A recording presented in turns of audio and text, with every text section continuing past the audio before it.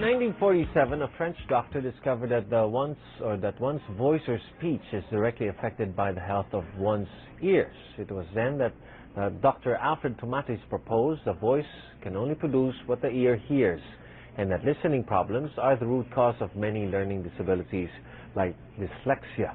The Tomatis method maximizes the capacity for communication by giving or resorting one's full potential as a listener. With the help of the Tomatis method, people can improve their hearing by using electronically modified music and language. Now, joining us in today's Health Fix is Francois, Nicoloff, who has been involved with the Tomatis method for the past 30 years.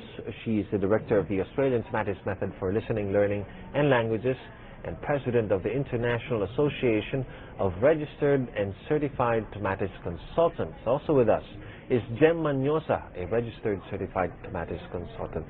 Thank you very much for joining us here in Mornings at ANC. Morning. Thank you. Good morning. Give us a background there. What is it all about? What is the Tomatis method and what is Tomatis therapy? Tomatis method is an ear retraining program based on the fact that the ear can only the voice can only reproduce what the ear hears or processes. So when we want to learn how to speak, when we want to learn how to read, to write, to even dance or to play sports, the ear is in action in all those processes. So what we do with the Tomatis method, in fact, we are retraining the ear. It's very much designed also for auditory processing disorders, which is involved in all difficulties like learning difficulties, like ADD, ADHD, behavioral difficulties as well, behavioral problems. And it's an individualized program, so yeah. How do you know if there's something wrong with a person's hearing, and the ability to understand because of something wrong with the ear? There is some distortion in the process of processing the information, the auditory information. And what we do, we start with an initial assessment where we do a listening test. And with the listening test, we have all the information about how the person can hear first, but also how the person is processing information. Is the person hearing exactly what you are saying at the moment that you are saying it? Like if a mom is asking something to a child, is the child understanding and processing exactly what the mom has said? So it's what it is about with the Tomatis method.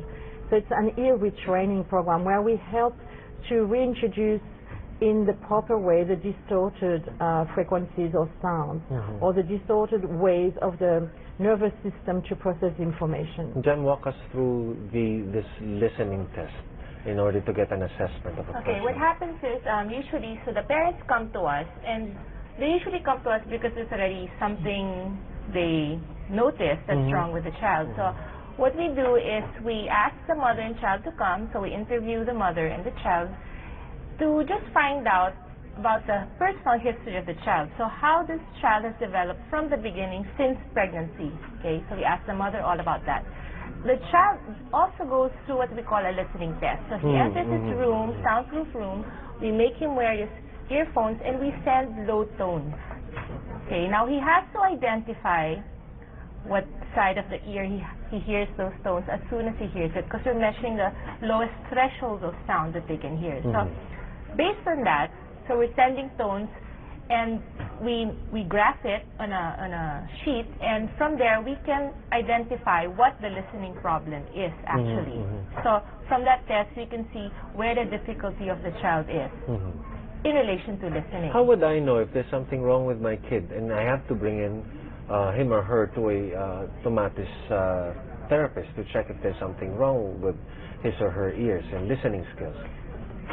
Does your child ask you to repeat? Like, do you need to repeat over and over the same thing for him to be able to do what he needs to do? Is your child prone to daydreaming, for instance, or lost in his own world? Is the child... Wait a minute, are you talking about me here? Anyway, so, is your child having difficulty in expressing himself? Is your child having difficulties in retaining information, following instructions? Your child is has difficulties in making friends, for instance, socializing, if your child has... Even problems in socializing. Yeah. You can find out if there's something wrong with it just from that signal. Yeah. And even when a kid asks you to repeat the questions, the parent must be very, very these are observant. like problems that are because more or less everybody has the same type of symptom that she mentioned in everyday life, right? But if it's something that felt affects, like I fit there already. but if it's something that affects your how you perform things, like for example, when we talk about the socializing thing, okay, sometimes some kids want to be alone, but if you notice that it's more often than usual and your child doesn't have friends, then obviously there's a problem, right? Or even the repeating instructions. Like once or twice, if the kid is in a bad mood, maybe they won't listen to your instructions. But every single time when you give instructions and they cannot understand what you're saying, and even in school, the teacher cannot communicate with the child because instructions have to be repeated constantly, then there is a problem. So it's mostly, if it really affects the way you live your daily life, then that's something to be concerned about. So that's how parents notice these things. If a kid has a delayed development of communication skills, is that a problem already you can check on? Yeah, absolutely. We can check on from very early age, in fact. What would be the standard, actually? If the kid has not been really completing sentences by 3 years old, is that a problem already? Yeah, well, actually, we have kids like, some of our younger kids are 2 years old, 2.5 to 3, because the parents brought them because they're already delayed speech. Like in the normal time of development, they're all already delayed in their speech. So that's already a concern because they already see that the child's peers are like speaking more words, maybe in sentences and phrases, and their child can only say mama, dada, and certain words. Some none at all. But some even some motor skills milestones, like when the child started to sit up or to crawl, did the child crawl? Is the child delayed in walking? Things like that are already indication that there might be a problem. Even physical development? Yeah, even physical development. Yeah. Okay, when a kid fails the listening test, or the graph that you told us a while ago shows that there is something wrong with the hearing abilities of the kid, what happens now? Does the kid immediately go through therapy? Or no, let me ask first, what could be wrong inside the ear? Internally, is there something misaligned, something not developed inside? There is a difference between hearing and listening. We don't work with children who have hearing deficiencies. Okay. We work with children who have auditory processing difficulties, which is more listening. We don't work with children who are deaf or presenting some hearing loss or hearing deficiency. It's more day-to-day people who have difficulties in transferring to the brain the right information, so processing the information. And that's where our expertise here is into. That's the reason why and that fits all the description that we've already mentioned about that inattentiveness, about needing to be repeated, a child who can have difficulties in managing his own moods and things like that. That's part of the criteria which will show that a child has difficulties in processing.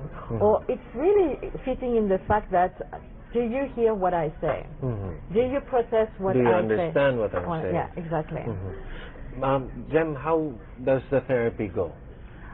What happens is we prepare a program for each child, okay? And so in that program, we can tell already what type of frequencies or what type of sounds the child will listen so it's a case-to-case basis. It's not a template for everybody. No, because everybody has a different problem, right? So what happens is the child, when they go to the therapy, they wear the special earphones that we have. And the earphones that we have help with air conduction. It's like hearing with the ears, and bone conduction, because we're working also with because our bodies can also listen. And that's through vibrations. Yes, through vibrations. So we work through air conduction and bone conduction, which is connected to a special machine called the electronic ear, which controls the parameters of the program. So actually, we play Mozart music through the earphones, but those are measured and controlled by the electronic ear. So they listen with the music for 2 hours, usually a day, and we allow the child to move around during the therapy. They can draw, play, they can sleep, they can sleep.